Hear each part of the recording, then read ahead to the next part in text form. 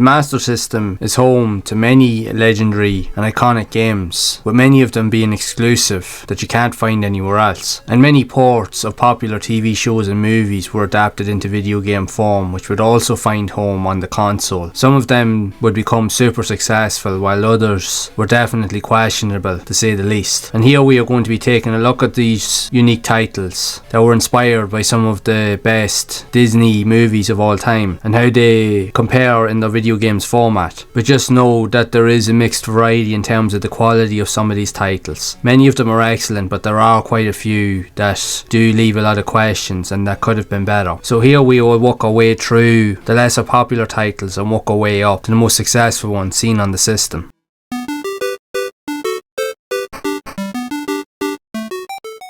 Disney's Ariel, the Little Mermaid, released on multiple consoles in the early 90s, mainly with the Genesis and the Game Gear, and was later ported to the Sega Master System in 1996 by Tectoy in Brazil. They tried to take elements from the popular movie, but it was poorly received for its low level of difficulty and completion time, and other distinctive elements that didn't present a worthwhile experience. If anything, even on lesser powered 8-bit systems, especially with the likes of the Game Gear, at different times the game can feel very sluggish and often slow down, which can hamper the experience. It is often depicted as the worst Disney video game ever made in many respects. While the graphics are okay, it's definitely its best feature, but the whole gameplay element is clunky, sluggish, and it just feels very repetitive in many respects. You'll quickly find after a few moments of playing that you'll quickly want to just turn it off and go on to something else, which is a shame really, but it's just a reflection of the many movie inspired games of the time, and even in more recent generations, games being depicted from movies were very rarely, if ever, any good. There are, however, a few standout titles that we did get to see over the years, but this definitely is not one of them. It's just too repetitive to be fun, and even with those that had the game back in the day, more than likely would have struggled to really get any enjoyment out of this in all respects to it. So it's probably best to just avoid it altogether.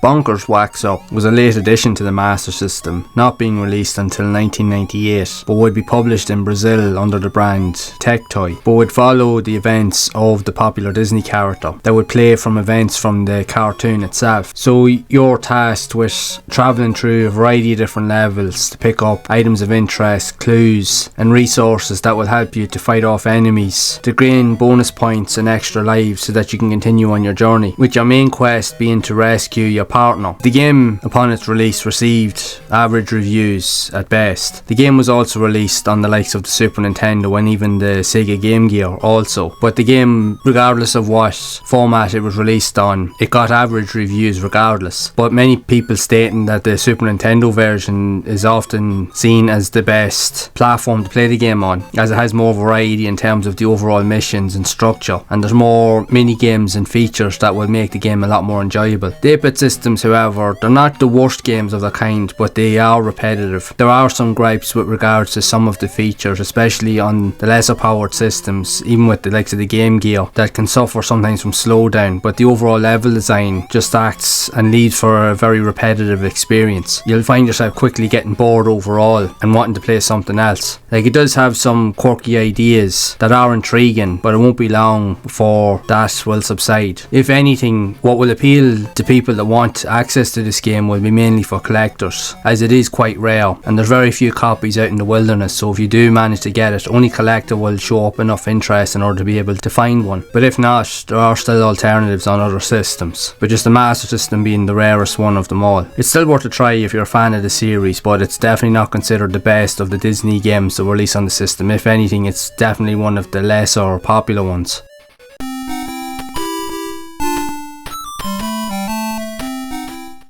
Mickey's Ultimate Challenge is very different from other Disney experiences seen on these systems. It was released originally in 1994 and would be released later in Brazil on the Sega Master System in 1998. It sees you where you have to complete a variety of different puzzles and objectives, interacting with different characters. Most of the puzzles consist of different types of game challenges that can be anything from memory games where you have to memorize specific photos and match the photos together to make pairs, to trying to remember musical or sound combinations to open like a drawbridge, to other distinctive games where you have to spell elements of like library books. So it's very, very different. Essentially, this is an all-out puzzle game where every interaction consists of a specific puzzle that you need to complete in order to progress. And while it's very different, it may not appeal to fans of these distinctive type of games because of this play style, but it is different and it is unique in what it tries to represent, as it was met with mixed reviews in magazines, with people stating that they liked the idea behind it, but it wasn't for everybody, especially if you've played games like of Castle of Illusion or Land of Illusion, as they're among some of the best titles ever in the category of this kind. This is a very different experience, and for some coming into this will probably feel a little bit disappointed because they would have been expecting more of what they've seen before, but that isn't the case here. Now, this game would see releases on the Game Gear or Master System with additional ports on 16-bit consoles, and they're very, very similar on how they look, play and feel, although just the only difference really is with the graphics elements, but they are very similar games in their own right. But it's something different, and it will present a challenge that might be worth a look, especially if you're a fan of these Disney games. It's not the worst of them out there.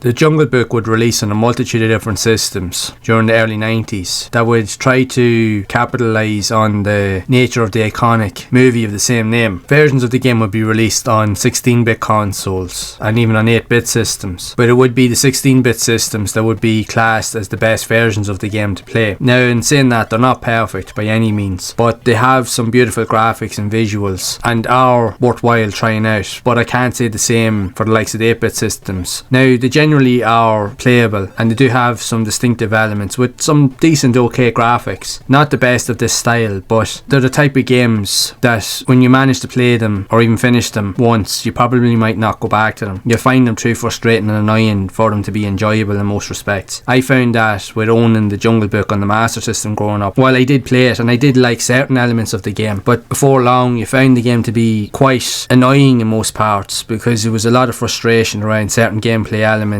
having to retry multiple times before you'll get a good run at anything, and there was quite a few glitches that would cause you to have a very poor experience. Even more so if we look at the likes of the Game Gear version, where there was glitches in the game where certain level elements or distinctive platforms might not appear in the level at all, and you would need to get onto those platforms in order to collect a diamond that you would need to complete the level, but in many cases it didn't appear. So even if you decided to lose a life thinking that it would respawn, sometimes it didn't happen. You would nearly need to reboot the game from scratch and start all over again for it to work. So that also caused a lot of frustration. There was so many glitches with these lesser powered games that definitely showcase a lot of frustrating elements that didn't provide a good experience for many. But generally, if you want to play the best versions of the game, play them on the Genesis or the Super Nintendo.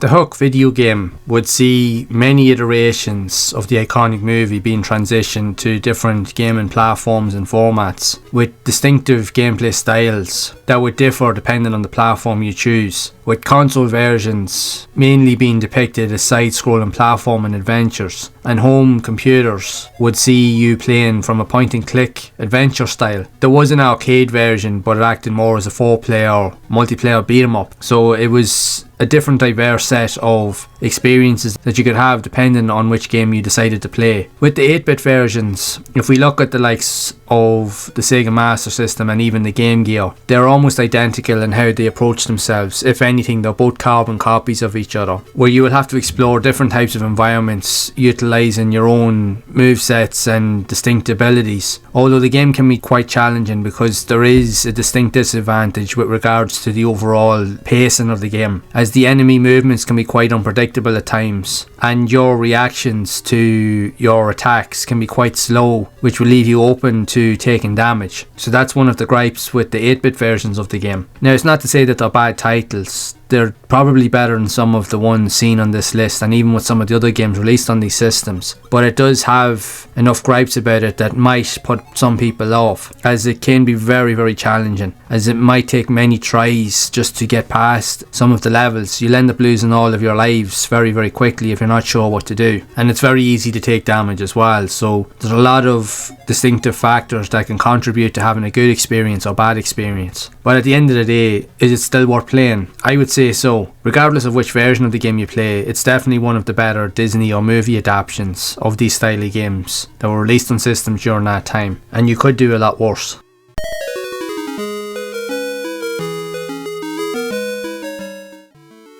Legend of Illusion is a very different experience compared to previous outings starring Mickey Mouse seen on Sega consoles. That was released in 1995, where you have to save the land from a dark shadow that is trying to consume everything. So you are on a quest to defeat this entity and save the kingdom. But the game plays very, very differently from earlier titles, mainly with the iconic Castle of Illusion and even Land of Illusion. It's a very different style of game, as you don't have the same combat abilities or aesthetics that you would have had in previous titles, favouring more weapon use, where you have to throw items and enemies in order to defeat them, rather than close quarters combat. But you also have more distinctive puzzles and elements that can be more cumbersome and yet more tricky to solve and understand, as not everything is as straightforward as you may seem. So a lot of people playing the game can often get stuck and be literally just left wondering what to do with no real idea of where to go or how to complete a certain objective. So that can also hamper the experience for many. Now, the game didn't get as good reviews compared to the previous two games in this category, but is still considered as one of the most solid experiences seen in a Disney game. So for those reasons alone, it is worth checking out, but just be mindful that it isn't the best experience on this list.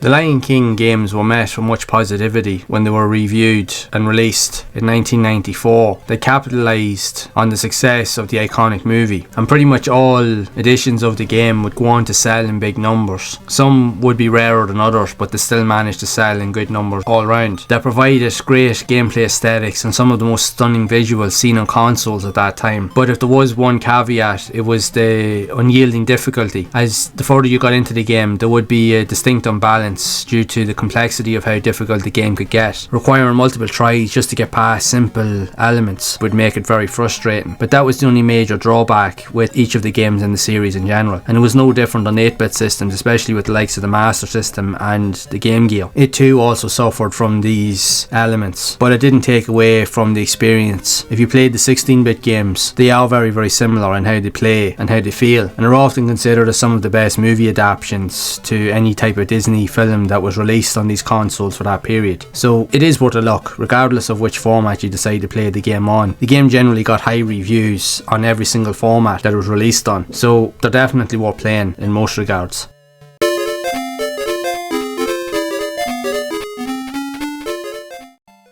Deep Duck Trouble was released for the Game Gear and Sega Master System between 1993 and 1994. It sees you take on the role of the iconic Disney character, where he is tasked with trying to return an artifact that has been taken by your Uncle Scrooge that has placed a curse on him. So in order to break the curse, he needs to return the artifact to its resting place. But it won't be an easy task. So the game will see you traversing through many different environments and islands, caves, forests, jungles, all with the aim of trying to reach your goal. But it won't be easy, as the game is very challenging, very tough, with lots of challenges that will definitely frustrate you along the way. You will also gain access to special abilities by consuming the likes of chili peppers that give temporary invulnerability that you can do serious damage to enemies that stand in your way. But the game will mix up different varieties and styles of gameplay, from platforming to running away from bosses and enemies that are constantly trying to attack and pursue you. So there's a distinct dynamic in terms of the gameplay. Now, it plays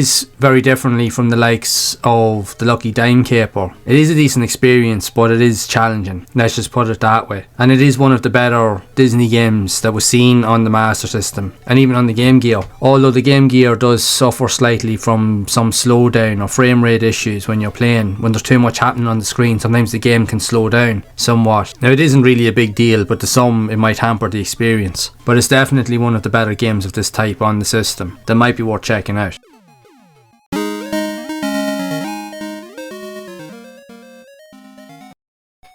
The Lucky Dime Caper, starring Donald Duck, is an interesting title that was released for Sega consoles, mainly with the Game Gear and Master System in 1991 and in 1992 respectively, that allows you to play as the iconic Disney character as he tries to save his 3 nephews after being kidnapped, which will take you across many distinct landscapes and environments in order to complete your objectives. But make no mistake, this game is often considered as one of the better games within the Disney category, but it's also one of the toughest. Visually, the game is stunning. It's one of the best looking games on the Master System, without a doubt, but it's also one of the most trickiest and most difficult to complete. It will require many attempts to get a good run and will require a lot of luck in order to achieve your objective. So as you progress through each of the levels, you will have to acquire different items of interest and resources that will allow you to increase your health points, but that will also speed up your attack patterns depending on the weapons you're using, either it be a mallet or using like the frisbees to take out enemies from a distance. But the more damage you take, it will start to slow you down and you'll have to build that back up again. So you have to make sure that you're aware of your surroundings to not lose all of your health or even fall down into a trap that will cause instant death. But it is very rewarding if you manage to finish it. But it's definitely one of the best Disney inspired games seen on these systems, and it is worth a look 100%.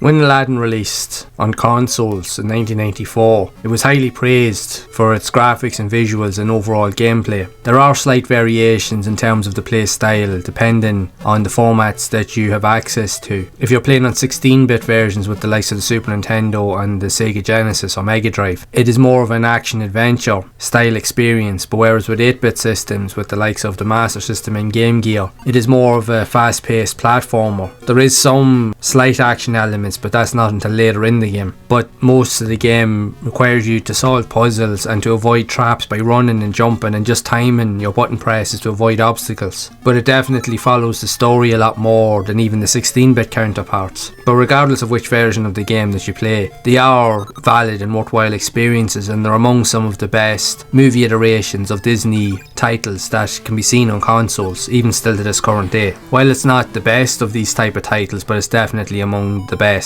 of them out there, and it is well worth a try for that reason alone.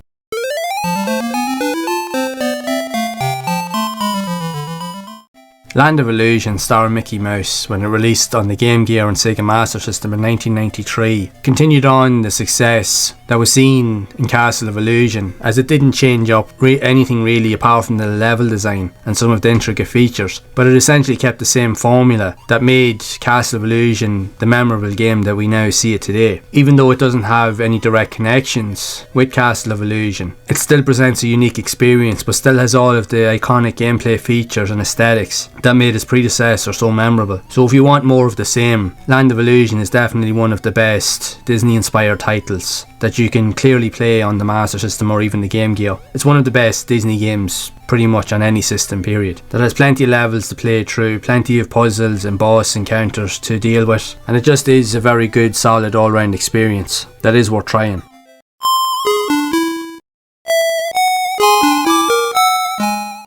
Castle of Illusion, starring Mickey Mouse, is considered to be quite simply the best Disney-inspired game to be released on the Sega Master System above all else. It just has a great use of character design, gameplay elements, with great graphics, a unique story that sees you trying to save Minnie from the clutches of the evil Miserable. So it will draw you into distinctive environments within the Castle of Illusion itself, where you have to complete a variety of different tasks, solve puzzles, defeat enemies, defeat bosses, all with the aim to save your girlfriend. But there's a really great mix of distinctive gameplay features with plenty of challenges and difficulties that you must overcome, but there's a really good balance of everything in between. With all of these elements in mind, it's easy to see why it's considered as the best game of its type out of all of these Disney inspired games on the system. And even when we look at the other games on this list, very few games, if ever, come close to it. Land of Illusion comes from the same trade as this, but I still think, in my own personal opinion, Castle of Illusion is the definitive title in this category. It's just a lot of fun, and it's often considered as an even better version even when we look at the 16-bit counterparts on the Sega Genesis. The Master System version is often considered as the definitive version of the game. So if you haven't played this classic, you do need to experience this title. The very fact that this game got a remake on modern systems back in 2013 proves how good this game is. So there's no excuse, you have to play this game. If you've gotten this far in the video, you will now see some of the intricate titles that were released on the system, inspired by iconic Disney franchise movies, and some of them would be considered classics in their own right, while we can clearly see that others probably should never have been created, to say the least, but that they could have been better. But it just goes to show as well that during these times, even these type of games were also victim to strict deadlines and development budgets, which usually reduced the overall quality and playability of many of these entries. But yet there are those, as we all know, that stand out head and shoulders among many other games seen during that generation. But it will be interesting to hear your thoughts on the games on this list, and which ones of these games are your favourites or least favourites on this list in general. So be sure to share it down in the comments below. And in the meantime, there are many other games released on Sega consoles that have been depicted by many other iconic elements, TV shows, movies, that have created inspirational characters that stand strong even today. So they are definitely areas that we need to dive deeper into, which you can learn more about in this next video, that will look at even more of these iconic characters that saw a rise on these legendary Sega consoles.